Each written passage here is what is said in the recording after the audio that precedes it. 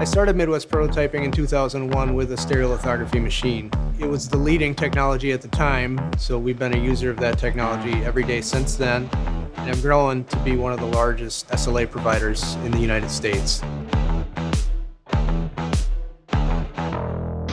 Stereolithography is used primarily as a prototyping tool. It's very fast, it's very accurate, we can offer a number of different materials, and the parts are very suitable to be finished to a higher fidelity. A few years ago, we took it upon ourselves to reinvent the service bureau. What does a modern additive manufacturing service bureau look like, and what equipment do you need to make that happen? We brought in the Neo from Stratasys to facilitate that, and that's a process that took a couple years as we went through validating the equipment and really forming a relationship.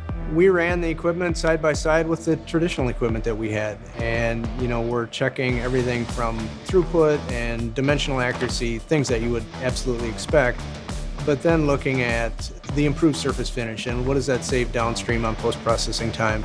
If a part needs to be aesthetically pleasing, we'd have to hand sand something like that.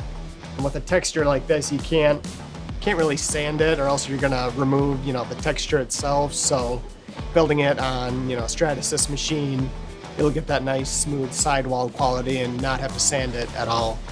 One of the things that really attracted us to the Neo that Stratasys has now brought to the market is just the elegance of the design, the simplicity of the access for service, everything that just makes the total cost of ownership of a machine more advantageous. So far, my experience with these Stratasys machines they're very reliable. They work like they should. They make nice parts, and if there ever has been an issue or a bug, they know what it is and how to fix it. Because I've had too many situations with there are others where they know the problem happened, but they don't know how to fix it.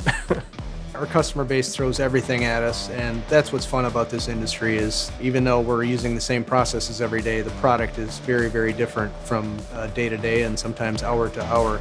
What kind of parts do we make on the Stratasys printers? Honestly, the answer is anything our customers throw at us.